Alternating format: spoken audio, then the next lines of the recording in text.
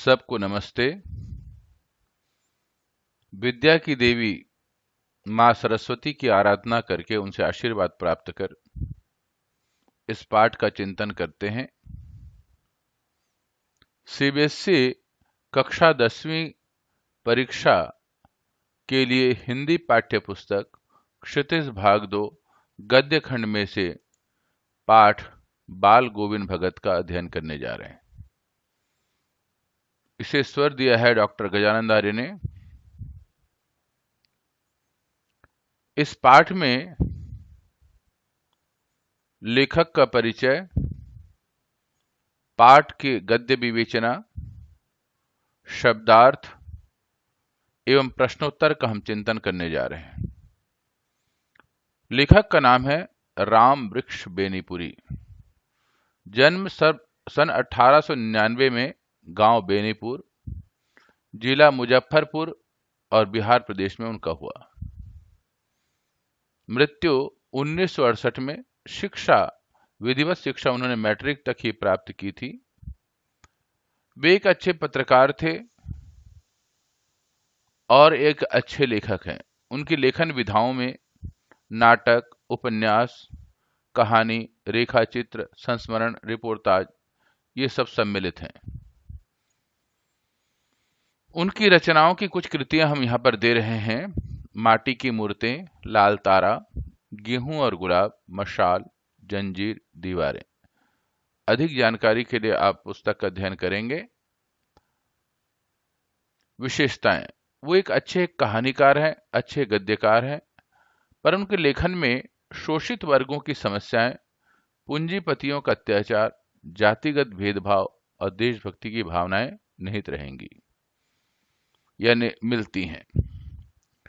पाठ के पात्र: इस पाठ में बाल गोविंद भगत, उनका एक पुत्र जो कि अल्पायु में देहांत हो गया, और उनके एक पुत्र वधू।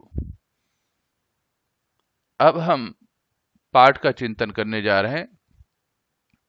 पाठ का जो लेखक है उसका नाम है राम वृक्ष बेनीपुरी। आप राम वृक्ष बेनीपुरी को एनसीईआरटी की इस पुस्तक क्षितिज भाग 2 में यहां पर सचित्र देख सकते हैं। उनका जीवन चरित्र। राम वृक्ष बेनीपुरी का जन्म बिहार के मुजफ्फरपुर जिले के बेनीपुर गांव में सन 1899 में हुआ।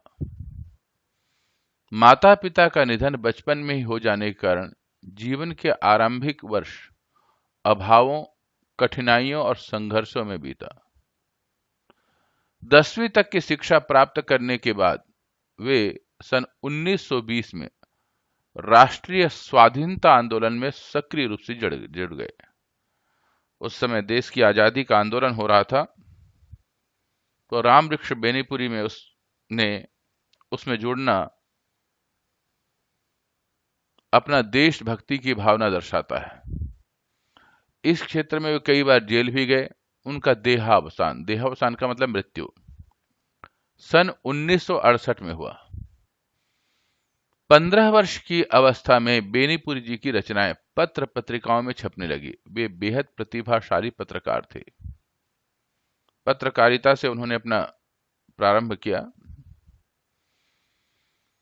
उन्होंने अनेक दैनिक, साप्ताहिक और मासिक पत्र पत्रिकाओं का संपादन किया, जिसमें तरुण भारत, किसान मित्र, बालक, युवक, योगी, जनता, जनवाणी और नई धारा उल्लेखनीय है।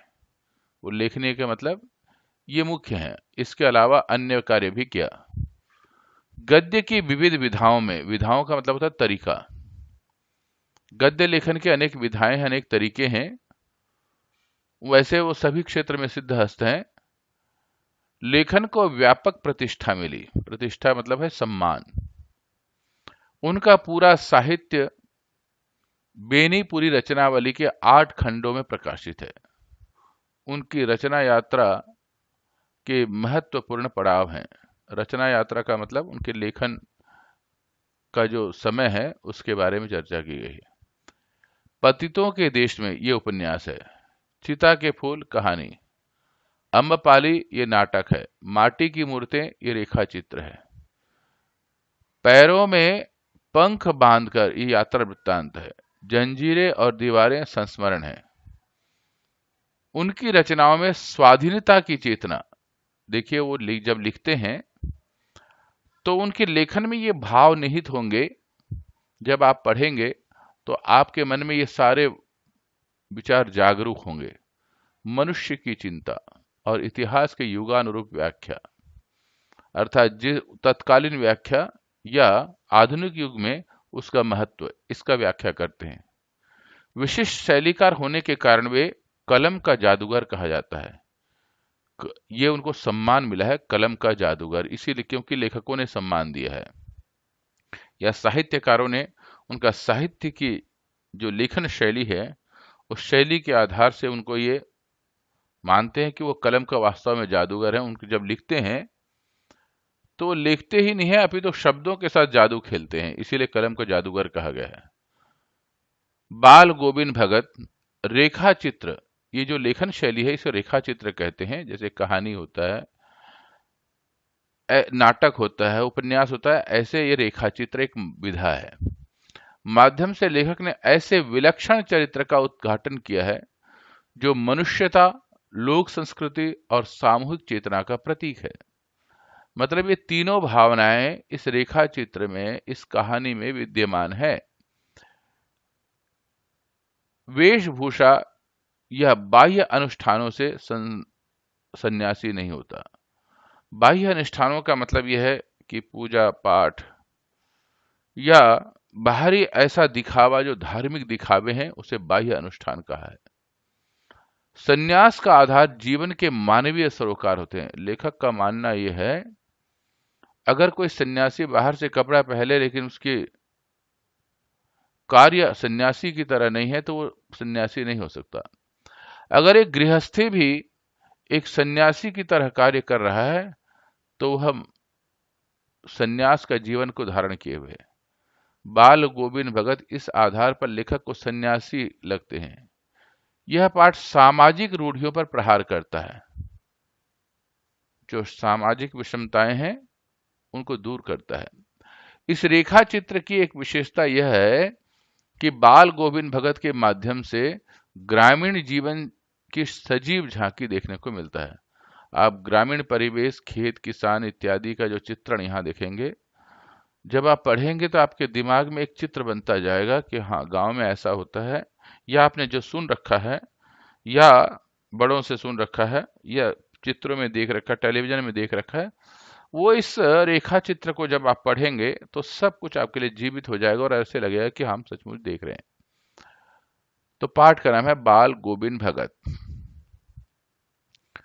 यहां पर बाल गोविंद भगत का उनका बाह्य रूप का चित्रण कर रहे हैं कि अगर चरित्र चित्रण आता है कि किस प्रकार हम बाल गोविंद भगत को देखते हैं, तो यहां पर लिख रहे हैं लेखक, बाल गोविंद भगत मंझोले कद के गोरे चिट्टे आदमी थे। उनकी उम्र 60 से ऊपर के होंगे। बाल पक गए थे, पका हुआ बाल, मंझोला कद, गोरा चिट्टा, उम्र लगभग 60 वर्ष, लंबी दाढ़ी, जटाजूट तो नहीं रखते थे किंतु हमेशा चेहरा सफेद बालों से जगमग रहता था। बुढ़ापा का में सफेद बाल उसकी खूबसूरती थी। कपड़े बिल्कुल कम पहनते थे, कमर में एक लंगोटी मात्र और सिर में कबीर पंथियों की सी कन फटी टोपी, जो कान के पास बांध करके पहनते हैं, ऐसी टोपी। जब जाड़ा आता तो एक काली कमली, कमली का मतलब होता है कंबल, जो सर्दियों में ओढ़ा जाता है, ऊपर से ओढ़े रहते। मस्तक पर हमेशा चमकता हुआ रामानंदी चंदन, माथे पर एक खूबसूरत चंदन होता था जो नाक के एक छोर से ही औरतों के टीके की तरह शुरू होता है। मतलब आपने ध्यान दिया होगा, नाक से लेकर के माथे तक की जो चंदन लगाया जाता है उसका नाम है रामानंदी चंदन। गले में तुलसी की जड़ों की बेडोल माला पहने हुए थे। बेडोल का मतलब जो खूबसूरत नहीं है। ऊपर की तस्वीर यह उसके व्यक्तित्व का तस्वीर, बाह्य व्यक्तित्व का तस्वीर है। यह नहीं माना जाए कि बाल गोविंद भगत साधु थे, बल्कि नहीं, बल्कि बिल्कुल गृहस्थ। वो गृहस्थी थे। उनकी गृहिणी का तो मुझे याद नहीं है, इसका मतलब यह है उनकी पत्नी का देहांत जल्दी हो गया था। उनके बेटे और पतोहू को मैंने देखा था, लेखक कहते हैं मैंने उनको देखा है। थोड़ी खेती बाड़ी थी, एक अच्छा साफ सुथरा मकान भी था, किंतु खेती बाड़ी करते, परिवार रखते भी बाल गोविंद भगत साधु थे। लेखक का मानना यह है कि उनकी जो प्रकृति है, उनका जो अंतर स्वभाव है, साधु प्रकृति का था। साधु की सब विशेषताओं में खरे उतरने वाले कबीर को साहब मानते थे, और वो कबीर को ही गुरु मानते हैं। साहब एक कबीर पंथ का एक शब्द है, वहां पर गुरु के लिए साहब शब्द प्रयोग किया जाता है, सम्मानीय शब्द है। उन्हीं के गीतों को गाते, कबीर के गीतों को गाते थे, उन्हीं के आदेशों पर चलते। जो कबीर के दोहों में लिखा हुआ है, ये नहीं कि सिर्फ पढ़ते थे, उसको अक्षरशः पालन करते थे, अपने जीवन में उतारते थे। कभी झूठ नहीं बोलते, खरा व्यवहार रखते, मतलब साफ सुथरा व्यवहार रखते। किसी से दो टूक बात करने में संकोच नहीं करते, न किसी से खाम खा झगड़ा मोल लेते थे। ये मनुष्य का स्वाभाविक साधु प्रकृति का व्यक्तित्व है। किसी की चीज नहीं छूते, न बुने पीछे व्यवहार मिलाते। ये बहुत उत्तम गुण माना जाता है। अगर हम किसी की चीज को बिना पूछे न छुएं और रखा हुआ भी आवश्यकता है तो बिना पूछे व्यवहार में न लाना, ये कबीर की संस्कृति को जीवन में धारण करने वाली बात है। या हम बाल गोविंद भगत के जीवन चरित्र को अपने जीवन में ढाल सकते हैं। ये श्रेष्ठता के गुण, अच्छे पुरुष के लक्षण है। इस नियम को कभी कभी इतनी बारीकी तक ले जाते थे कि लोगों को कुतूहल होता था। कुतूहल का मतलब आश्चर्य। वह कभी दूसरे के खेत में शौच के लिए नहीं बैठते। वह गृहस्थ थे। गांव में एक परंपरा है, कहीं भी खेत में टॉयलेट के लिए, शौच के लिए जाते हैं तो खुली जगह देख करके बैठ जाते हैं। लेकिन कबीर जी इसको नहीं मानते थे। लेकिन सब की सब चीज साहब की थी। उनकी मान्यता ये थी, जो कुछ भगवान ने दिया है सब कबीर को वो भगवान के रूप में पूजा करते हैं, वो उन्हीं का है। साहब की थी। साहब का मतलब यह कबीर साहब। जो कुछ खेत में पैदा होता, सिर पर लाद कर उसे साहब के दरबार में ले जाते। जो उनके घर में 4 कोस दूर था, एक कबीरपंथी मठ के मतलब, कबीरपंथी का मठ का मतलब होता है एक धार्मिक स्थल, साधुओं का स्थल। एक प्रकार से हम कह सकते हैं आश्रम। आश्रम का ही दूसरा नाम है मठ। वह दरबार में भेंट रूप ले जाकर के प्रसाद रूप में जो मिलता, उन्हें मिलता, उसे घर लाते और उसी से गुजारा चलाते। हमारी हिंदू संस्कृति की सबसे बड़ी खूबी यह है, कोई भी श्रेष्ठ वस्तु मिलता है तो हम मानते हैं यह प्रभु ने दिया है, तो सबसे पहले साकार ब्रह्म के सामने में उसे अर्पण कर देते हैं, या गुरु के चरणों में आश्रम में जाकर के अर्पण करते हैं, और उसमें से कुछ हिस्सा हमें प्राप्त हो जाता है। आज भी लोग मंदिरों में जाते हैं, प्रसाद ले जाते हैं, चढ़ावा चढ़ाते हैं। जो वहां से वापस मिलता है, जितना भी मिलता है, उसे प्रसाद के रूप में स्वीकार करते हैं। तो कबीर जो है यहाँ पर इस बात को हर एक व्यक्तियों से कहते हैं, यह संसार समस्त ब्रह्ममय है, सब कुछ उसकी देन है, शरीर तक भी उसको मानते हैं, और आत्मा जो है उसकी विरहिणी है। अर्थात आत्मा का उद्देश्य है परमात्मा को प्राप्त करना। तो सांसारिक वस्तु से लेकर के आत्मा तक की कबीर के अनुसार सब कुछ ब्रह्म का है, महान शक्ति का है, परमात्मा का है। तो यहां पर जो भी भोज्य पदार्थ मिलता था, बाल गोविंद भगत वहां उसे भी मठ में चढ़ा करके प्रसाद के रूप में स्वीकार करते थे। और प्रसाद की एक खूबी होती है, उसमें प्रभु का आशीर्वाद प्राप्त हो जाता है, तो उसमें आनंद की परिपूर्णता होती है। इन सब के ऊपर मैं तो मुग्ध था, उनके मधुर गान पर। सब लेखक कहते हैं सबसे बड़ी खूबी ये थे उनकी वाणी में, जब वो गाना गाते तो बेहद मधुरता थी, स्वाभाविकता थी, जो सदा सर्वदा सुनने को मिलते। कबीर के वे सीधे साधे पद, जो लेखक ने बताया है, कबीर के जो गान है उसे पद कहते हैं।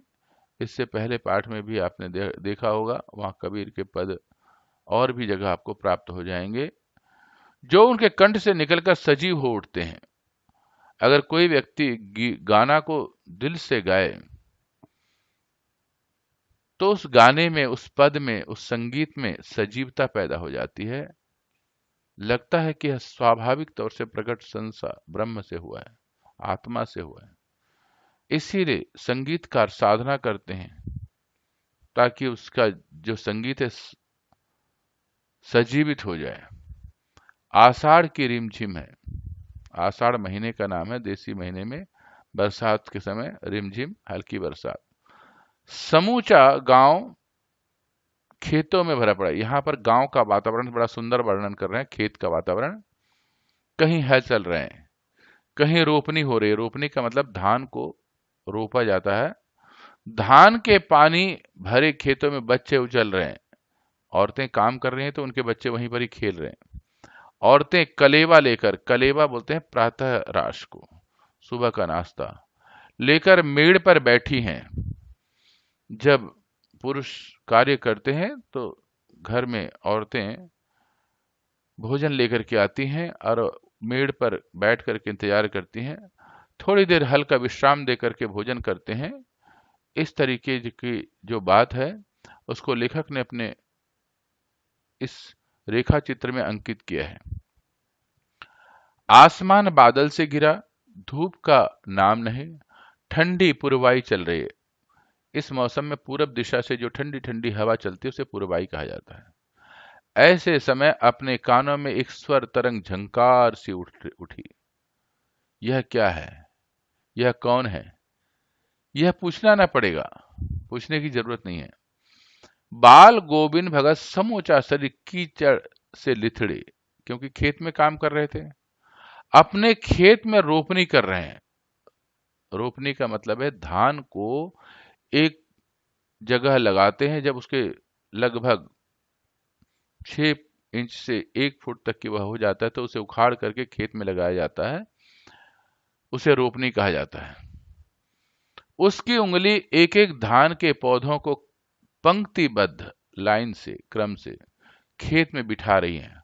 उनका कंठ देखिए, सबसे बड़ी बात यह, काम तो कर रहे हैं लेकिन उनका जो कंठ है एक एक शब्द को संगीत के जीने पर चढ़ाकर कुछ को ऊपर स्वर की ओर भेज रहा है।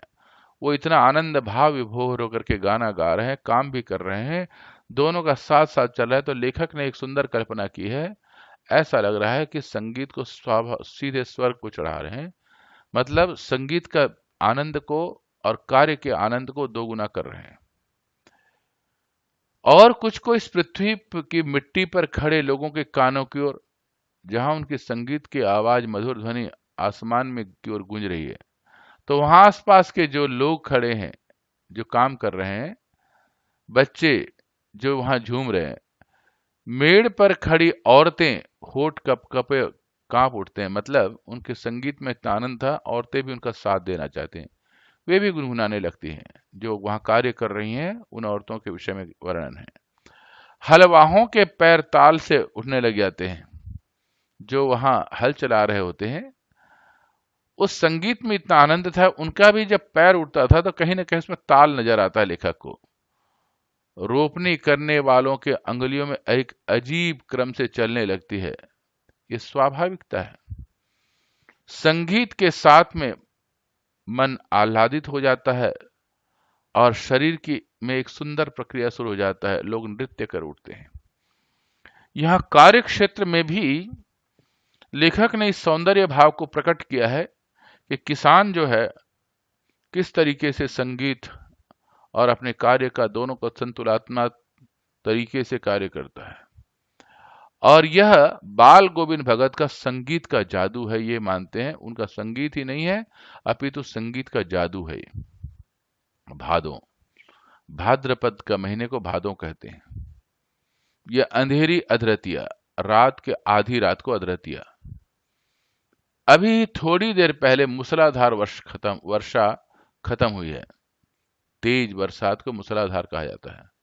बादलों की गरज, बिजली की तड़प में आपने कुछ ना सुना होगा, किंतु अब झिल्ली की झंकार, एक प्रकार का छोटे छोटे कीड़े होते हैं जो मधुर संगीत पैदा करते हैं, आम के पेड़ों में ज्यादातर मिलते हैं, अन्य पेड़ों पर भी मिलते हैं, पर उसका जो एक साथ एक लय संगीत है उसे झंकार कहा गया है। दारदुरों की टर, और बरसात में दारदुर अर्थात मेंढक सम्मिलित स्वर से जो टर की आवाज करते हैं तो उसमें एक अद्भुत संगीत पैदा होता है। बाल भगत के संगीत को अपने कोलाहल में डुबो रह सकती थी। उनकी खंजड़ी डिमक डिमक बज रही है और वे गा रहे हैं। खंजड़ी एक प्रकार का वाद्य यंत्र है जिसे हम ढपली कहते हैं, और वो हाथ उंगलियों से बजाया जा रहा है, तो उसमें क्या डिमक डिमक की आवाज की कल्पना की है लेखक ने, और साथ में वो गाना भी गा रहे हैं। और गाना का एक लाइन भी बताया है, गोदी में पियवा चमक उठे सखिया चीख उठे ना।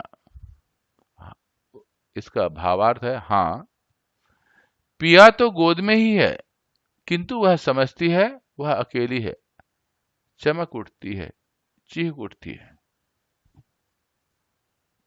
यहां पर लेखक ने कबीर के शब्दों को आत्मा परमात्मा का चिंतन किया है। उसी भरे बादलों वाले भादों, भादों एक महीने का नाम है जिसे भाद्रपद कहते हैं, कि आधी रात में उनका यह गाना अंधेरे में अकस्मात कौंध उठने लगता है। कौंध का मतलब चमकना। ये रात्रि का गान है,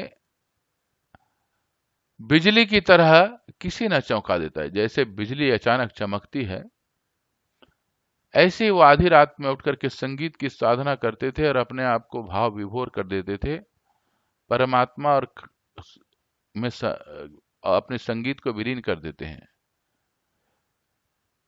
शब्द है कबीर के, वाणी बाल गोविंद भगत का। निस्वार्थ निश्चल भाव से गाया हुआ यह संगीत स्वतः ही जब प्रकट होता है तो ये परमात्मय हो जाता है। तो लेखक ने इन बातों को यहां पर अपने शब्दों में पिरोया है। अरे अब सारा संसार निस्तब्धता में सोया हुआ, निस्तब्धता का मतलब एकदम शांत होकर के सब रात्रि को सो रहे हैं। बाल गोविंद भगत का संगीत जाग रहा है, जाग रहा है। तेरी गठरी में लागा चोर, मुसाफिर जाग जरा। ये कबीर का सुंदर संगीत को वो रात्रि में संगीत गा रहे हैं। कहते हैं तेरी गठरी में लागा चोर, गठरी का मतलब शरीर, और इसमें चोरी है, मुसाफिर, हे आत्मा तू जाग। कार्तिक आया, कार्तिक का महीना, बरसात के समस्त महीनों का वर्णन कर रहे हैं। अब कार्तिक महीना जब फसल कटने का समय आता है तब की बात हो रही है। आया नहीं कि बाल गोविंद भगत की प्रभातियां। प्रभातियां कहते हैं सुबह सुबह सूर्योदय से पहले कुछ देशभक्ति से संबंधित संगीत या जागरण से संबंधित या प्रभु भक्ति से संबंधित संगीत को गाया जाता है, और घूम घूम करके गाया जाता है। उसे प्रभात फेरी भी कहते हैं, प्रभातियां कहा है, जो फागुन तक चला करती थी। इन दिनों वह सवेरे ही उठते, न जाने किस वक्त जागकर वह नदी स्नान को जाते। गांव से 2 मील दूर नदी में नहाने जाने को नदी स्नान कहते हैं। वहां से नहा धोकर के लौटते और गांव के बाहर ही पोखरे के ऊंचे भीड़े पर, पोखरा कहते हैं छोटा तालाब, ऊंचे भीड़े का मतलब यह है उसके चारों तरफ मिट्टी की एक चारदीवारी होती है जिससे जल जमाव बना रहे। वहां पर अपनी खंजनी को लेकर जा बैठते और गाने के टेरने लगते, अर्थात टेरने का मतलब गाने लगते थे। गाने की आवाज मिल करके गाने लग जाते थे। वहां अकेलापन है और अपना गाना गा रहे हैं, मस्त हैं, लेकिन इस गान को वो कोई लोभ से, कोई स्वार्थ से नहीं, अपितु निश्चल और शांत भाव से गा रहे हैं। मैं शुरू से ही देर तक सोने वाला हूं। लेखक अपनी प्रवृत्ति बता रहे हैं कि मैं लंबा समय तक सोता हूं, किंतु एक दिन माघ का की उस दांत किरकिटाने वाली भोर में, माघ के महीने में बड़ी ठंडी पड़ती है, तो लेखक ने कहा दांत किरकिटाने वाली भोर। भोर का मतलब सुबह का समय, ऐसी ठंड जो दांत किरकिटा देता है। उनका संगीत मुझे पोखरे पर ले आया था, क्योंकि वहां शांति वाली जगह थी और रात्रि में इसकी ध्वनि और भी मधुर हो जाती है जब दिल से गाया हुआ हो। तो लेखक वहां पहुंच जाते हैं। अभी आसमान के तारों के दीपक नहीं बुझे थे। हाँ, पूरब में लोही लग गए थे। लोही का मतलब होता है सुबह सुबह सूर्य की पहले किरणों की जो लालिमा आती है, उसे लेखक ने लोही शब्द कहा है। जिसकी लालिमा को शुक्र तारा और बढ़ा रहा था। अभी तारा पूरी तरह अस्त नहीं हुआ था। खेत, बगीचा, घर, सब कुछ कुहासा छा गया था। कुहासा का मतलब कोहरा। सारा वातावरण अजीब रहस्य से आवृत मालूम था। आवृत मतलब ढका हुआ। उस रहस्यमय वातावरण में एक कुश की चटाई पर पूरब मुंह, कुश एक प्रकार का घास होता है और लोग उसकी चटाई बनाते हैं। आज भी लोग कुशा के आसन को पवित्र मानते हैं, पूजा के लिए प्रयोग करते हैं। काली कमली ओढ़े बाल गोविंद भगत अपनी खंजड़ी लिए बैठे हैं। लेखक कहते हैं बाल गोविंद भगत का मुंह पूरब की तरफ था, कंबल ओढ़ रखे हैं, सर्दी का मौसम है, हाथ में खंजड़ी लिए हैं। उनके मुंह से शब्दों का तांता लगा हुआ था। मतलब वो गाना गा रहे थे तो क्रम नहीं टूट रहा था और आनंद आ रहा था। उनकी उंगलियां खंजड़ियों पर लगातार चल रही थी और साथ में खंजड़ी का वाद्य यंत्र भी चल रहा था। गाते गाते इतने मस्त हो जाते, इतने शुरूर में आ जाते। शुरूर का मतलब यह है कि आदमी जब मस्त होकर के एक रस हो जाता है, उसे शुरूर कहते हैं। उत्तेजित हो उठते और इतना अधिक वो आनंदमय हो जाते थे। तो कभी कभी वो उत्तेजित मतलब गाने को दिल से गाते और उनकी आवाज में उत्तेजना आ जाती थी। अब ऐसा लगता था कि अब खड़े हो जाएंगे। कमली तो बार बार सिर से नीचे सरक जाती। सर्दी का मौसम था, कंबल ओढ़े हुए हैं, लेकिन इतना मस्त होकर के हाथों से खंजड़ी बजा रहे हैं और गाना गा रहे हैं तो कंबल सरक जाता था। मैं जाड़े से कपकपा रहा था, किंतु तारे के छांव में भी उनके मस्तक के श्रम बिंदु जब तक चमक ही पड़ते। वो इतने मस्त हो गए और गाते गाते उनके अंदर उष्मा पैदा हो गई थी, गर्मी पैदा हो गई थी।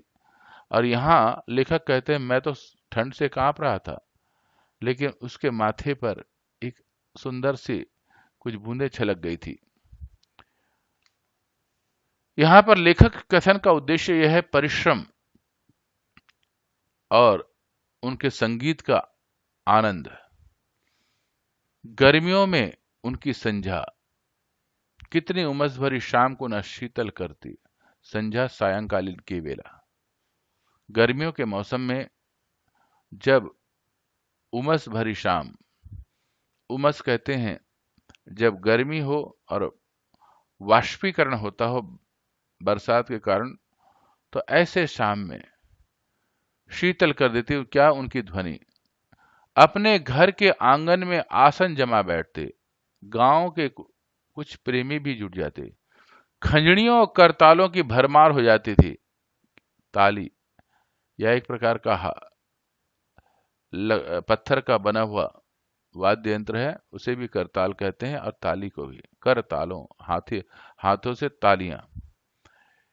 एक पद गोविंद भगत कह जाते, उनकी प्रेमी मंडली उसके दोहराते, गांव के सब लोग इकट्ठे होकर के जो उनके गाने से प्रेम करते थे, इकट्ठे होकर के वो भी साथ में दोहराते थे, तो उस संगीत का आनंद और भी अधिक बढ़ जाता। धीरे धीरे स्वर ऊंचा होने लगता, एक निश्चित ताल, एक निश्चित गति से। इस बात का ध्यान रखना आवश्यक है, जब कोई व्यक्ति संगीत करता है तो उतार चढ़ाव, ताल और गति, इन दोनों में समानता होनी चाहिए। इन दोनों के आधार से संगीत की सही उत्पत्ति होती है, नहीं तो वो गद्य खंड बन जाता है। संगीत के लिए गति और ताल और लय का होना आवश्यक है। उस ताल स्वर के चढ़ाव के साथ श्रोताओं के मन भी ऊपर उठने लगते। धीरे धीरे संगीत की आवाज ऊंची उठती थी, तो श्रोता का जो मन है वो भी खुश होकर के ऊपर उठने लगता है। धीरे धीरे मन तन पर हावी हो जाता। ये नहीं कि सिर्फ मन से, मन के साथ शरीर भी साथ देता था। होते होते एक क्षण ऐसा आता कि बीच में खंजड़ी लिए बाल गोविंद भगत नाच रहे हैं। उनके साथ ही उनके तन और मन नृत्यशील हो उठे। सारा आंगन नृत्य और संगीत से ओतप्रोत है। ओतप्रोत का मतलब सब तरफ यही नृत्य और संगीत नजर आ रहा है, सब तरफ यही ही वातावरण है। बाल गोविंद भगत की संगीत साधना चरम उत्कर्ष। चरम उत्कर्ष का मतलब होता है बहुत ही ऊंचा, अत्यंत श्रेष्ठ। उस दिन देखा गया जिस दिन उनका बेटा मरा। इकलौता बेटा था, वह कुछ सुस्त और बोदा सा था। बोदा का मतलब अल्प बुद्धि वाला, सुस्त, ढीला ढाला। किंतु इसी कारण बाल गोविंद भगत उसे और भी मानते। क्यों मानते थे? क्योंकि वो ये मानते थे कि उसकी सेवा करना जरूरी है, क्योंकि अल्प बुद्धि वाला है, कुछ सुस्त भी है। उनकी समझ में ऐसे आदमियों पर ज्यादा नजर रखनी चाहिए या प्यार करना चाहिए। इस वाक्य से लेखक ने मानव में, समाज में ऐसे व्यक्ति की सेवा करने की प्रवृत्ति के बारे में बात की है, क्योंकि ये निगरानी और मोहब्बत से ज्यादा हकदार होते हैं। इस बात से दिव्यांगों के विषय में भी चिंतन किया गया है। बड़ी साध से उसकी शादी कराई, यद्यपि इतना अधिक नहीं था, साध से, बड़ी इच्छा से। पतोहू, पुत्र वधू को पतोहू कहते हैं लोक भाषा में। बड़ी सुभग और सुशील मिली। ये सुभग का मतलब सौभाग्यशालिनी, अच्छे स्वभाव वाली, और सुशील, अच्छे प्रकृति की मिली। घर की पूरी प्रबंधिका, घर का पूरा प्रबंध व्यवस्था को बनकर मैनेजमेंट संभाल ली। घर के हर एक काम को वो देखने लगी। भगत को बहुत कुछ दुनियादारी से निवृत्त कर दिया। निवृत्त का मतलब अलग, एक निश्चिंत हो गए। उनका बेटा बीमार है, इसकी खबर रखने के लिए लोगों को कहां फुर्सत। ऐसे ही लोगों की व्यस्तता होती है, और व्यस्तता के समय में लोग इधर इधर ध्यान नहीं दे पाते। भागम भाग की दुनिया में सबकी यही स्थिति हो रही है। किंतु मौत तो अपनी ओर सबको ध्यान खींच करके ही रखती है। हमने सुना बाल गोविंद भगत का बेटा मर गया। मृत्यु तो स्वाभाविक है, चाहे कितना भी व्यस्त हो। कुतूहलवश उनके घर गया। मेरे मन में उत्कंठा थी, सब कुछ जानने की इच्छा थी, तो मेरे अंदर एक कौतूहल था, आश्चर्य था और जानने की तमन्ना थी। इसीलिए मैं उनके घर गया। देखकर दंग रह गया। बेटे को आंगन में एक चटाई पर लिटाकर एक सफेद कपड़े से ढक रखा है। वह कुछ फूल तो हमेशा ही रोपते रहे, उन फूलों में से कुछ तोड़कर उस पर बिखरा दिए। फूल और तुलसी दल भी, तुलसी के पत्ते भी हमारी हिंदू परंपरा का यहां पर लेखक ने वर्णन किया है।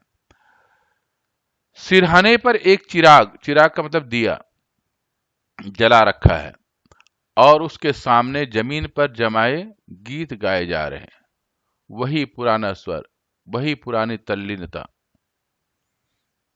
घर में पतोहू रो रही है, जिसे गांव की स्त्रियां चुप कराने की कोशिश कर रही हैं, किंतु बाल गोविंद भगत गाए जा रहे हैं। हाँ, गाते गाते कभी पतोहू के नजदीक भी जाते और उनसे रोने के बदले में उत्सव मनाने को कहते हैं। कबीर पंथी की परंपरा पर आत्मा परमात्मा को खोजने के लिए आया है, और जिस दिन उसे प्राप्त हो जाता है तो उसमें विलीन हो जाता है, न कि समाप्त होता है। तो यह खुशी मनाने का समय है, क्योंकि अगर कोई व्यक्ति मुंह से स्वार्थ से जुड़ा रहता है तो उसे दुख होता है, लेकिन कोई व्यक्ति अगर बाल गोविंद भगत की तरह सर्वस्व प्रभु का गुरु के चरणों में समर्पित कर देता है, प्रभु के चरणों में समर्पित कर देता है, और जीवन भी उसी का, कार्य भी उसी का, और अपने जो प्राप्ति भी है सब उसी का जो मान लेता है, ऐसा व्यक्ति सचमुच सन्यासी है, सचमुच योगी है। यह कथन का मुख्य उद्देश्य है। आत्मा परमात्मा के पास चली गई। विरहिणी अपने प्रेमी से जा मिली। एक ऐसी विरहिणी, आत्मा को विरहिणी कहा है, और प्रेमी कहा है परमात्मा को, क्योंकि आत्मा का स्वभाव है परमात्मा से मिलना। भला इससे बढ़कर के आनंद की कौन बात। मैं कभी कभी सोचता, यह पागल तो नहीं, किंतु नहीं, यह जो कुछ कर रहे हैं उसमें उनका विश्वास बोल रहा था। यह चरम विश्वास जो हमेशा ही मृत्यु पर विजयी होता है। अगर कोई व्यक्ति मृत्यु पर विजय प्राप्त कर सकता है तो ऐसे विश्वास से, ऐसे समर्पण से प्राप्त कर सकता है। लेखक ने यहां पर भारतीय दर्शन की महिमा का वर्णन किया है। पूरा दर्शन शास्त्र, फिलोसफी इसी पर आधारित है। सारे उपनिषदों में इसी बात का वर्णन किया गया है। जितने भी हमारे महापुरुष हैं, कबीर, तुलसीदास, सूरदास, इन सब ने एक ही बात का वर्णन किया है। यहां पर कबीर की बात के भक्त के बारे में चर्चा की जा रही है। बेटे के क्रियाकर्म में तूल नहीं, मतलब उसको ज्यादा महत्व नहीं दिया। पतोहू से आग दिलाई, ये हमारी हिंदू परंपरा में नहीं है, लेकिन वो इन परंपराओं से ऊपर थे। किंतु ज्यों ही श्राद्ध की पूरी अवधि हो गई, पतोहू के भाई को बुलाकर उनके साथ कर दिया, और यह आदेश देते हुए कि इसकी दूसरी शादी कर देना। इधर पतोहू रो रो कर कहती है, मैं चली जाऊंगी तो बुढ़ापे में कौन आपके लिए भोजन बनाएगा, बीमार पड़े तो कौन एक चुल्लू भर पानी भी देगा। मतलब यहां पर आपको सेवा करने वाला कौन मिलेगा।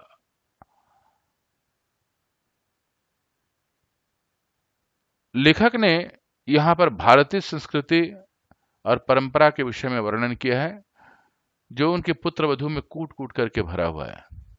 मैं पैर पड़ती हूं, मुझे अपने चरणों में अलग नहीं कीजिए। लेकिन भगत का निर्णय अटल ही था, तू जा, नहीं तो मैं ही घर को छोड़कर चल दूंगा। यह थी उनकी आखिरी दलील, और इस दलील के आगे बेचारी की क्या चलती। यह था उनका तर्क। दलील का मतलब तर्क, उर्दू का शब्द है। बाल गोविंद भगत की मौत उन्हीं के अनुरूप हुई, जैसा वो चाहते थे वैसी हुई। हर वर्ष गंगा स्नान करने जाते। स्नान पर उतनी आस्था नहीं रखते जितना संत समागम और लोक दर्शन पर। स्नान से ज्यादा इन पर ज्यादा ध्यान देते थे। पैदल ही जाते। करीब 30 कोस पर गंगा थी। साधु को संबल लेने का क्या हक, सहारा लेने की जरूरत नहीं है। और गृहस्थ किसी से भिक्षा क्यों मांगे, अर्थात भिक्षावृत्ति को विश्वास नहीं करते थे। वो मानते थे भले ही किसानी करो, खेती करो, पर परिश्रम अपना होना चाहिए। अतः घर से खाकर चलते तो फिर घर पर ही लौटकर खाते। रास्ते भर खंजड़ी बजाते, गाते, जहां प्यास लगती पानी पी लेते। 4-5 दिन आने जाने में लगते। किंतु इस लंबे उपवास में भी वही मस्ती।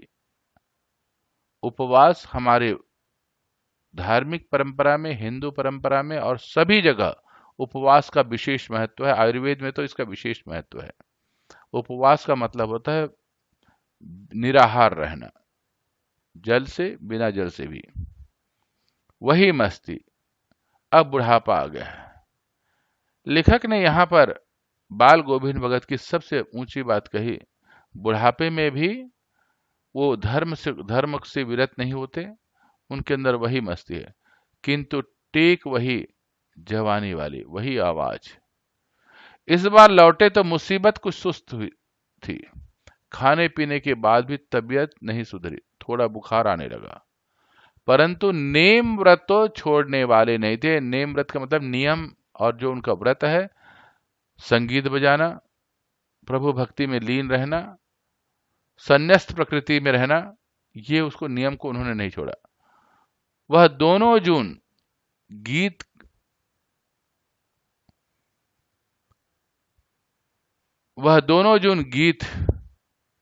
स्नान ध्यान खेती बाड़ी देखना दिन दिन छिजने लगे मतलब कम होने लगा।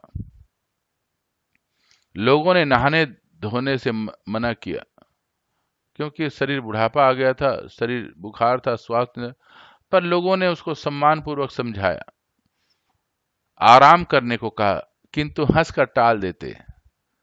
उस दिन भी संध्या में गीत गाए, किंतु मालूम होता जैसे तागा टूट गया। तागा मतलब धागा, प्रेम का धागा।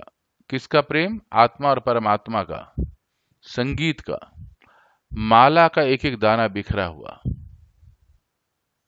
जीवन रूपी माला का हर दिन का एक माला होता है, वो बिखर गया।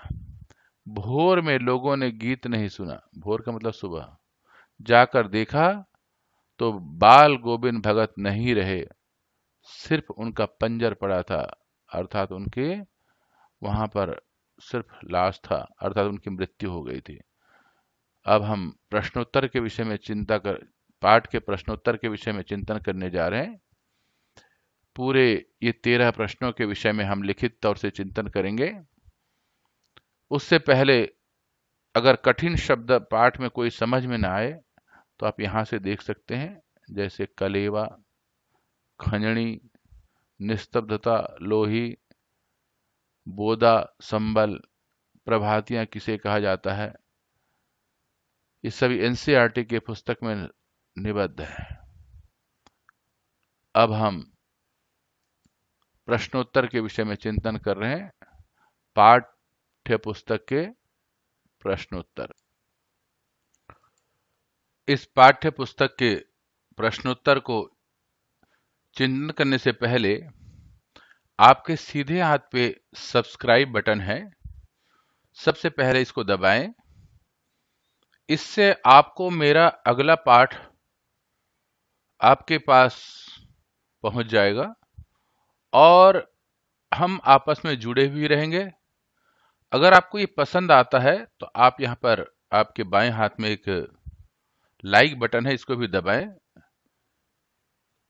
इससे हम और भी आगे जुड़े रहेंगे।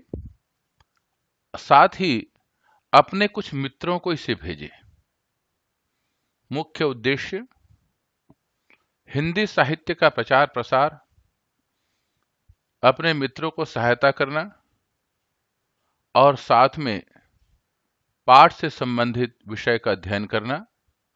इसीलिए हमारे भावनाओं में होना चाहिए हम एक दूसरे की सहायता करते रहें।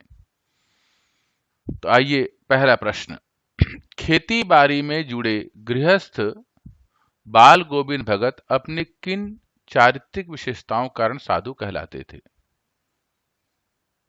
कबीर के आदर्शों पर चलते थे, उन्हीं के गीत गाते थे। पहला, कभी झूठ नहीं बोलते थे, खरा व्यवहार रखते थे। किसी से भी दो टूक बात करने में संकोच नहीं करते, न किसी से वो झगड़ा करते थे। किसी की चीज नहीं छूते थे, न ही बिना पूछे व्यवहार में लाते थे। कुछ खेत में पैदा होता तो सिर पर लाद कर पहले उसे कबीर पंथी मठ आश्रम में ले जाते, वहां से कुछ भी भेंट स्वरूप मिलता उसे प्रसाद स्वरूप घर ले आते। उसमें लालच बिल्कुल भी नहीं था। प्रश्न नंबर 2, भगत की पुत्र वधू उन्हें अकेले क्यों नहीं छोड़ना चाहती थी? भगत की पुत्र वधू उन्हें अकेले छोड़कर नहीं जाना चाहती थी क्योंकि भगत के बुढ़ापे का एकमात्र सहारा थी। उसके चले जाने पर भगत की देखभाल करने वाला कोई नहीं था। प्रश्न 3, भगत ने अपने बेटे की मृत्यु पर अपनी भावनाएं किस तरह व्यक्त की? उत्तर, बेटे की मृत्यु पर भगत ने पुत्र के शरीर को एक चटाई पर लिटा दिया, उसे सफेद चादर से ढक दिया तथा गीत गाकर अपनी भावनाएं व्यक्त की। उनके अनुसार आत्मा परमात्मा के पास चली गई। विरहिणी आत्मा अपने प्रेमी परमात्मा से जा मिली। यह आनंद की बात है, इसमें दुखी नहीं होना चाहिए। प्रश्न 4, भगत के व्यक्तित्व और उनकी वेशभूषा का अपने शब्दों में चित्र प्रस्तुत कीजिए। बाल गोविंद भगत एक गृहस्थ थे, लेकिन उनमें साधु सन्यासियों के गुण भी थे। वे अपने किसी काम के लिए दूसरों को कष्ट नहीं देना चाहते थे। बिना अनुमति के किसी भी वस्तु को हाथ नहीं लगाते थे। कबीर के आदर्शों का पालन करते थे। सर्दियों में भी अंधेरा रहते ही पैदल जाकर गंगा स्नान करके आते तथा भजन गाते। आदर्शों में टाइपिंग मिस्टेक है, ये आदर्शों यहां पर लगेगा, तो इसीलिए इसको यहां पर आदर्शों को सही पढ़ें। वेशभूषा में ये साधु लगते थे। इनके मुख पर सफेद दाढ़ी, सिर पर चंदन,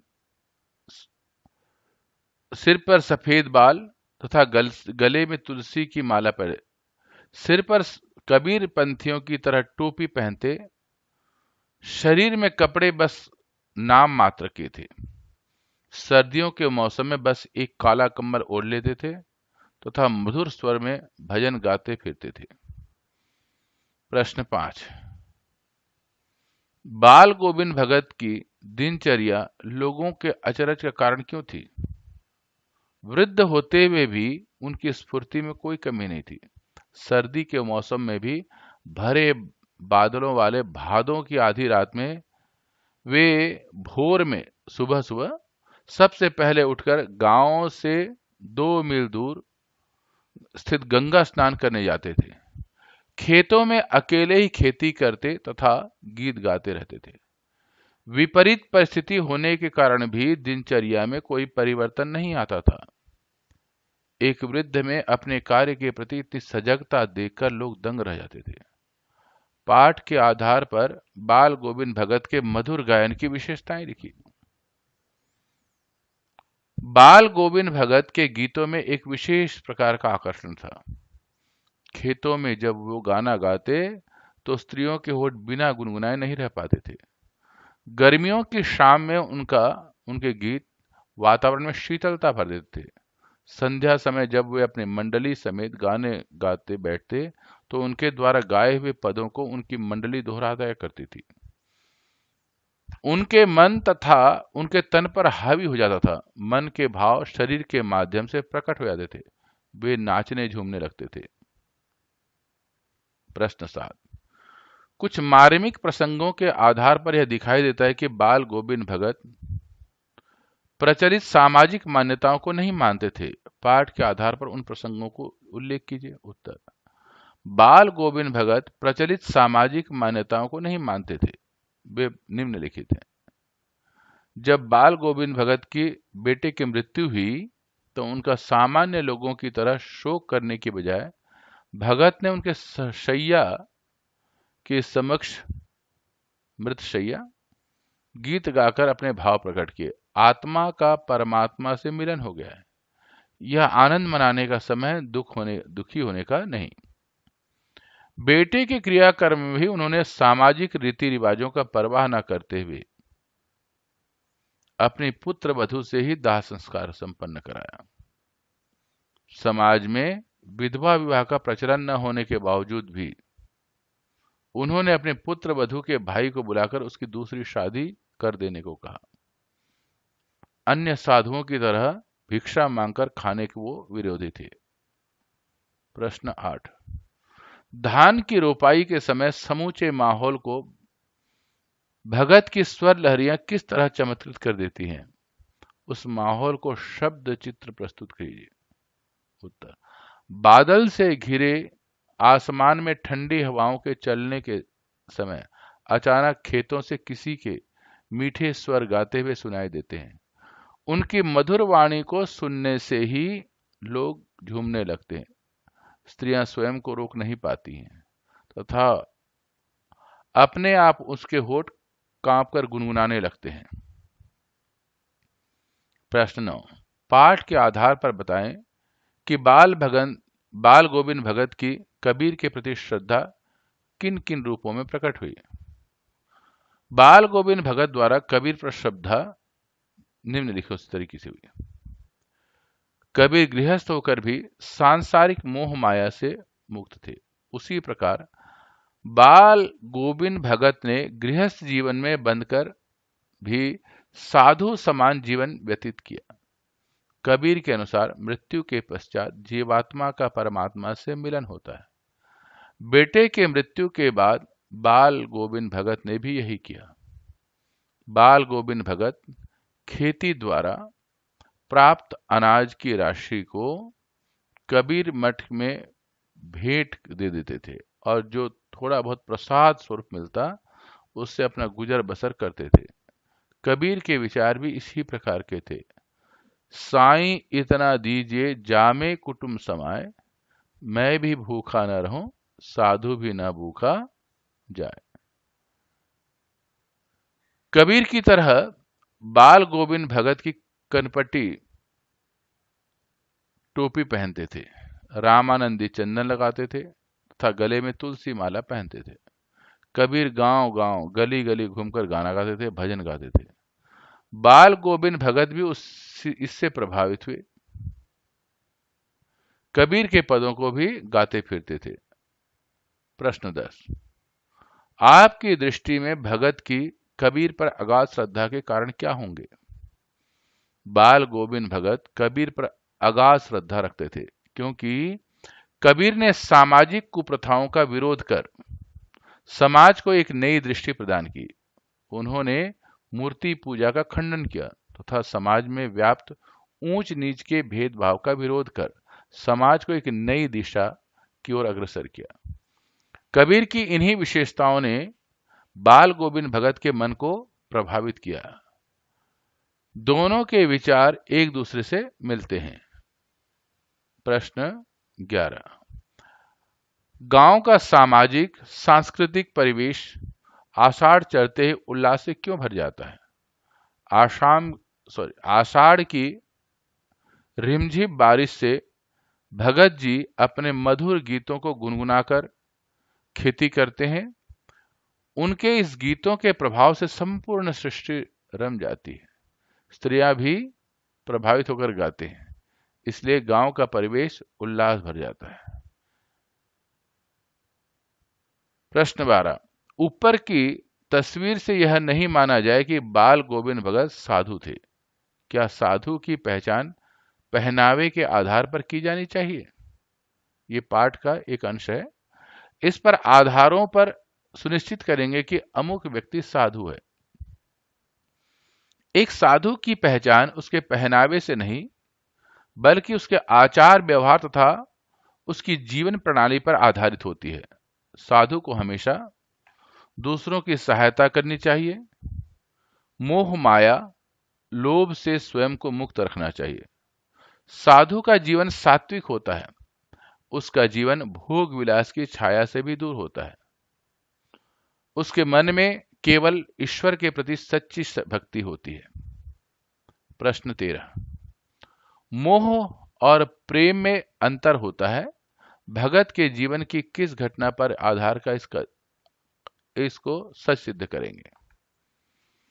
भगत को अपने पुत्र तथा अपने पुत्र वधू से अगाध प्रेम था, परंतु उसके इस प्रेम ने प्रेम की सीमा को पार कर कभी मोह का रूप धारण नहीं किया। जब भगत के पुत्र की मृत्यु हो जाती है तो पुत्र मोह में पड़कर वे रोते बिलखते नहीं हैं, किंतु पुत्र की आत्मा के परमात्मा से मिलने की खुशी होती है। दूसरी तरफ वे चाहते मोहवश अपने पुत्र वधु को अपने पास रख सकते थे, परंतु उन्होंने अपने पुत्र वधु को जबरदस्ती उसके भाई के पास साथ भेज दिया, दूसरे विवाह का निर्णय कर लिया। सच्चा प्रेम अपने सगे संबंधियों की खुशी में है, परंतु मोहवश हम सामने वाले के सुख की अपेक्षा अपने सुख को प्रधानता देते हैं। बाल गोविंद भगत ने सच्चे प्रेम का परिचय देकर अपने पुत्र और पुत्रवधू की खुशी को ही उचित माना। प्रश्न 14, इस पाठ में आए कोई 10 क्रिया विशेषण छांट कर उनके भेद बताइए। हमने आपको यहां पर क्रिया विशेषण बता दिया है और ये क्रिया विशेषण के कुछ उदाहरण आपके सामने में रख दिए हैं। अगर आपको यह पसंद आया है तो आप लाइक बटन दबाएं और सब्सक्राइब बटन जो कि आपके सीधे ही हाथ में है, इसको अवश्य प्रेस करें, दबाएं और मन में संकल्प लेते हुए कि हम हिंदी साहित्य का प्रचार और प्रसार करते रहेंगे। अब अपने सभी साथियों को जो हिंदी विषय पढ़ रहे हैं उनकी सहायता करेंगे, इस उद्देश्य से उनको भी भेजें और इस पाठ का गहन चिंतन करने में अगर कोई कमी रह गई हो तो आप डिस्क्रिप्शन बटन में जाकर के वहां पर मेरे ईमेल आईडी पर लिखें। अगर पसंद आया तो भी लिखें, अगर कोई कमी रह गई हो तो भी लिखें। मैं प्रतीक्षा करूंगा और आपका साथ में मां सरस्वती का आपको आशीर्वाद प्राप्त हो, आप जीवन की हर ऊंचाई को प्राप्त करें। इन्हीं के साथ आज का पाठ यहां समाप्त करते हैं और अगले पाठ के लिए आप प्रतीक्षा करिए और उसके लिए सब्सक्राइब बटन दबाइए। सबको नमस्ते, स्नेह भरा, प्रेम भरा नमस्ते।